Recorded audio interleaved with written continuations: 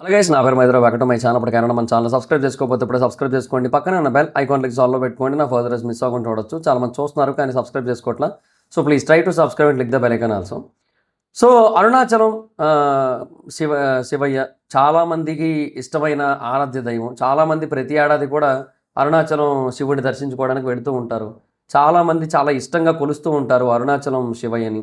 అంటే బేసిక్గా తిరువన్నామలై మనం అరుణాచలం అని పిలుచుకుంటూ ఉంటాం. ఎందుకంటే మనకి ఎవరైతే ఆధ్యాత్మిక గురువులు ఉన్నారో లైక్ నండూరి గారు కావచ్చు, చాగంటి గారు కావచ్చు, లేదంటే గరికపాటి గారు, వీళ్ళంతా కూడా అరుణాచలం శివయ్య అన్నట్టుగానే మెన్షన్ చేశారు. గరికపాటి గారు ఎక్కువ చెప్పలేదు, బట్ చాగంటి గారును నండూరి శ్రీనివాస్ గారు ఎక్కువగా అలా చెప్పారు. కాబట్టి సో మనకు అరుణాచలం అన్నట్టే అనే గుర్తుంటుంది, తిరువన్నామలై అని గుర్తుండదు. ఇన్ఫ్యాక్ట్ అక్కడ చాలామంది తెలుగు వాళ్ళు కూడా ఉన్నారు. అంటే తమిళ వాళ్ళు కూడా చాలామంది తెలుగు నేర్చుకున్నారు. సో ఎందుకంటే తెలుగు భక్తులు ఎక్కువ వెళ్తున్నారు కాబట్టి తిరువన్నామలైకి. దాని గురించి గొడవలు కూడా అయ్యాయి ఈ మధ్య ఒక తెలుగు వాళ్ళకి చెందిన ఒక సత్రం లాంటి దాన్ని ఒక అంటే ఏమంటారు, ఒక వసతి గృహాన్నో లేదంటే ఏదో సంథింగ్ ఒకటి ఉంటుంది అనమాట. అంటే మంచి చేసేది, అంటే అన్నదానం చేసేది ఒకటి ఉంటుంది కదా, దాన్ని కూడా కొట్టేశారు. ఏవో చిన్న చిన్న ఇష్యూస్ అవుతున్నాయి అక్కడ తెలుగు వాళ్ళకి సంబంధించి. తమిళ వాళ్ళకి తెలుగు వాళ్ళకి పడదు కూడా, ఎందుకంటే తమిళనాడు కల్చర్ని తెలుగు కల్చర్గా మార్చేస్తున్నారు. ఎస్పెషల్గా గుడి ప్రాంగణంలో తెలుగు వాళ్ళు ఎక్కువ వచ్చేసి ఇక్కడికి. సో ఇది మా దేవుడు కదా, తిరువన్నామలై అనేది మా దేవుడు. మా దేవుడి దగ్గర మీ హంగామా ఏంటి? షాపుల వాళ్ళందరూ తెలుగులో మాట్లాడుతుంటారు. ఈవెన్ కొన్ని రీల్స్ చూశాను నేను. ఒక తమిళ ఆవిడ, తమిళ షాపులు వాళ్ళు ఒక ఇద్దరు ముగ్గురు, ఒక అతను తమిళ అతను వస్తే అతనితో తమ్ముడు కావాలా, కొబ్బరికాయలు కావాలా, తీసుకో, ఉన్నాయి, పూలు కావాలా, తీసుకో అని చెప్పి అడుగుతుంటే, అక్క నా తమిళ దాప నా తమిళ దాక్క అని చెప్పి ఆయన చెప్తూ ఉంటే, మనీష్ తంబి రొంబ తెలుగు, చాలామంది తెలుగు వాళ్ళు వస్తున్నారు కదా, సో అందుకని చెప్పి తెలుగు అనుకున్నాను నిన్ను చూస్తే అనేసి ఆవిడ చెప్తుంటుంది. అట్లాంటి రీల్స్ కొన్ని వచ్చాయి. సో అలా ఉంది సిచ్యువేషన్. సో మన వాళ్ళు చాలామంది వెళ్తూ ఉంటారు, అరుణాచలం వెళ్తుంటారు, గిరి ప్రదక్షిణ చేస్తుంటారు. ఏడాది పొడుగునా ఉంటుంది గిరి ప్రదక్షిణ. సో అందువల్ల ఎప్పుడు వెళ్ళినా చేస్తూ ఉంటారు గిరి ప్రదక్షిణ. నేను వెళ్ళాను, ఒకసారి వెళ్ళాను, దండం పెట్టుకున్నాను, గిరి ప్రదక్షిణ చేశాను, మోక్ష మార్గం గుండా అటు వెళ్ళి ఇటు వచ్చాను, బయటకు వచ్చాను, అంతా అయిపోయింది. ఈ మోక్ష మార్గం అనేది ఉంది కదా, ఈ మోక్ష మార్గం కూడా చాలా ప్రత్యేకమైంది. అంటే అరుణాచలం వెళ్ళిన వాళ్ళు ఎలాగైతే దేవుడు దండం పెట్టుకుంటారో అలాగే గిరి ప్రదక్షిణ చేస్తుంటారు. అలా చేస్తున్నప్పుడు చాలా వేరే లింగాలు కూడా ఉంటాయి, వాటన్నింటినీ కూడా దండం పెట్టుకుంటూ ఉంటారు. వేరే ఆలయాలు కూడా చాలా ఉంటాయి, సో వాటిని కూడా దండం పెట్టుకుంటూ ఉంటారు. ఇవన్నీ ఉంటాయి కదా. అయితే ఈ మధ్యలో మోక్ష మార్గం అని ఒకటి ఉంటుంది. దాన్ని బేసిక్గా ఇడుక్కు పిల్లయార్ గుహ అంటారు తమిళనాడులో. తమిళనాడు కల్చర్ ప్రకారంగా ఇడుక్కు పిల్లయార్ గుహ అంటారు. సో అది బేసిక్గా ఒక చిన్న రాతి సందు అనమాట, ఒక చిన్న రాతి మార్గం. సో దాన్ని బేసిక్గా మోక్ష మార్గం కింద కన్సిడర్ చేస్తారు. అంటే దాన్ని చాలామంది మన ఆధ్యాత్మిక గురువులు మన వాళ్ళు చాలామంది, అంటే చాగంటి గారు కావచ్చు, నండూరి గారు కావచ్చు, చెప్పారు, దాని గురించి చాలాసార్లు చెప్పారు. సో అటు వెళ్ళి ఆ చిన్న సందులోంచి మనం ఇలా దూరి పాకుకుంటూ అక్కడ మధ్యలో దండం పెట్టుకొని బయటికి కనుక వచ్చేసినట్టయితే మనకి మోక్షం అనేది లభిస్తుంది. అంటే మనకి బేసిక్గా గర్భావాస నరకం అంటే అనేది ఉండదు అని చెప్పి నమ్ముతారు. గర్భావాస నరకం అంటే ఏంటంటే పునర్జన్మ ఉండడం, మళ్ళీ మనిషిగా పుట్టడం, లేదంటే ఇంకేదైనా జీవిగా పుట్టడం. సో ఏదైనా మనం ఇంకొక తల్లి కడుపునే పుడతాం. ఒక ఆవు అయితే తల్లి ఆవు కడుపులో పుడతాం మనం ఆవుగా పుట్టినట్టయితే. కుక్కగా పుట్టినట్టయితే ఒక తల్లి కుక్క కడుపులో పుడతాం. మనిషిగా పుట్టినట్టయితే ఒక తల్లి కడుపులో పుడతాం. సో మరో జన్మ అంటూ ఉన్నట్టయితే ఎలాగైనా అలాగే పుడతాం కదా. సో గర్భావాస నరకం అనేది ఉంటుంది. సో మళ్ళీ జీవిగా పుట్టి మళ్ళీ కష్టాలు పడాలి, ఇట్లాంటివన్నీ ఉంటాయి. అదే మనం ఈ రాతి మార్గం గుండా, అంటే ఈ మోక్ష మార్గం గుండా కనుక బయటకు వచ్చినట్టయితే ఈ గర్భావాస నరకం అనేది ఉండదు.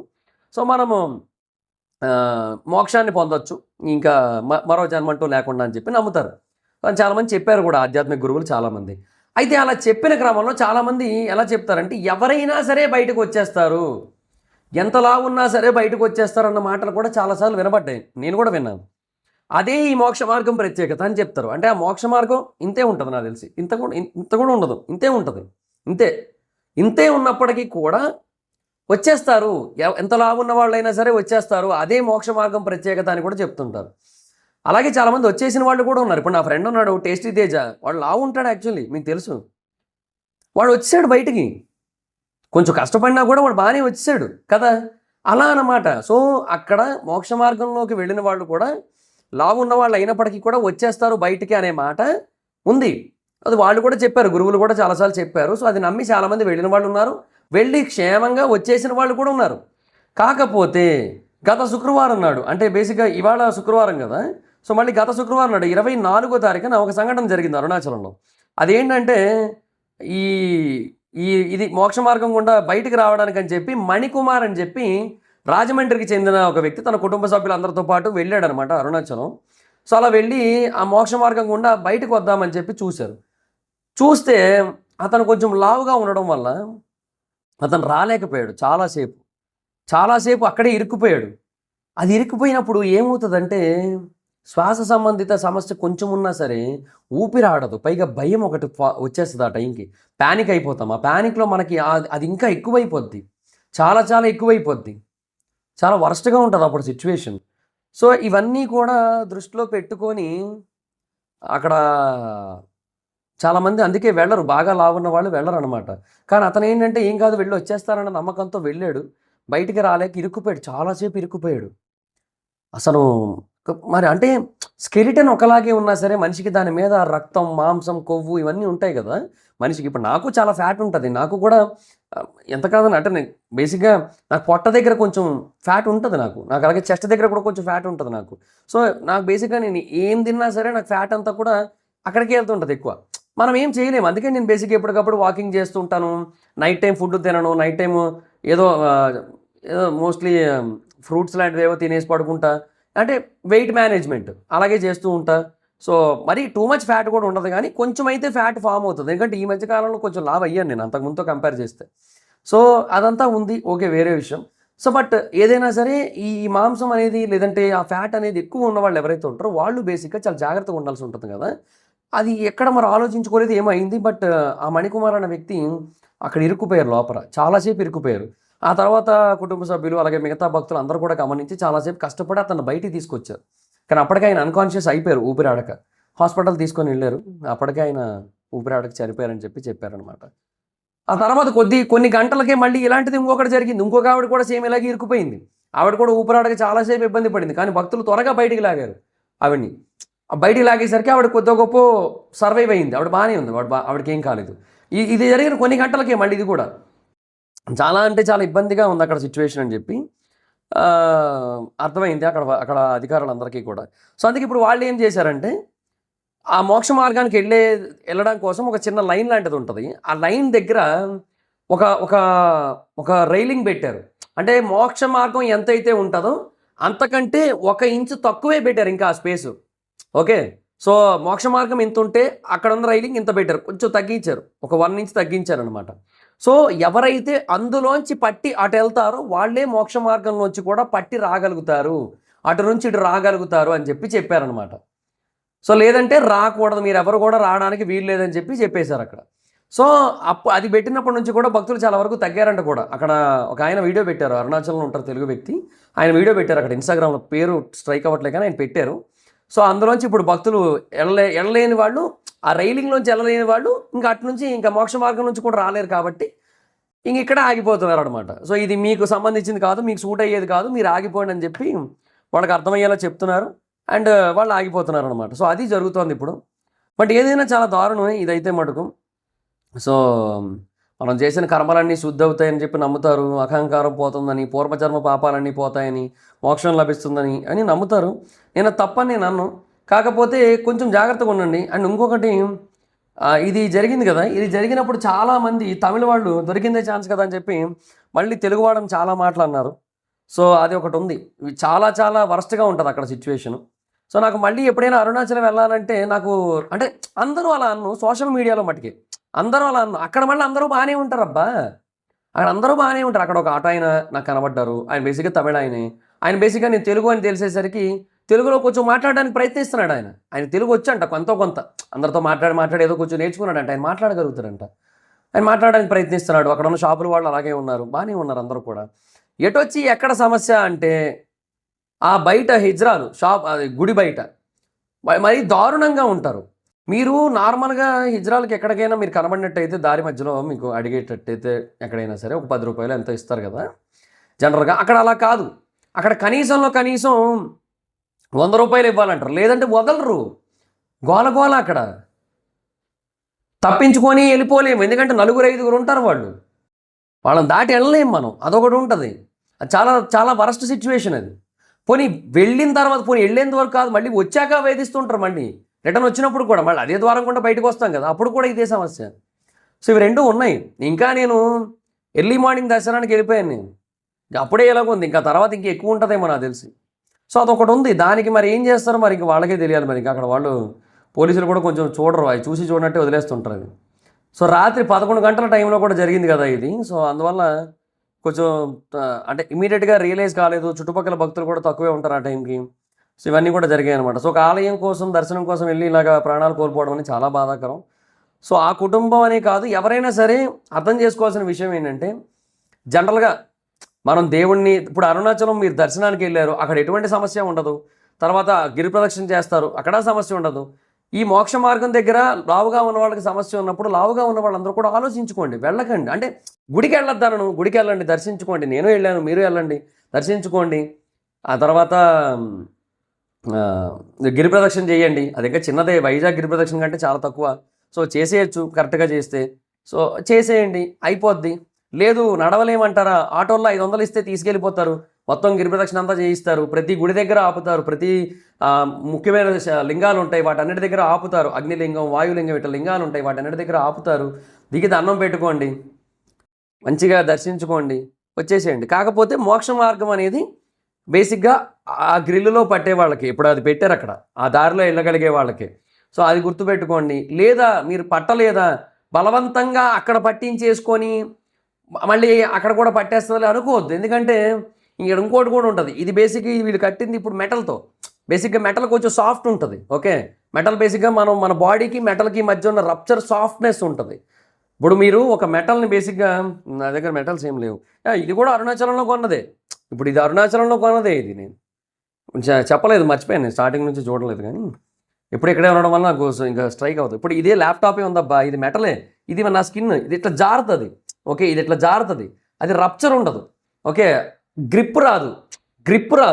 ఓకే, ఇది జారిపోద్ది. సో మీరు బేసిక్గా ఆ మెటల్ గ్రిల్స్ పెట్టారు కదా, దాంట్లోంచి ఒకవేళ వెళ్ళగలిగారు అంటే చాలా ఇబ్బంది పడైనా సరే, దాని అర్థం ఏంటి, ఆ మెటల్ గ్రిప్ మీకు స్కిన్కి కొంచెం సాఫ్ట్ గ్రిప్ ఇచ్చింది అని అర్థం.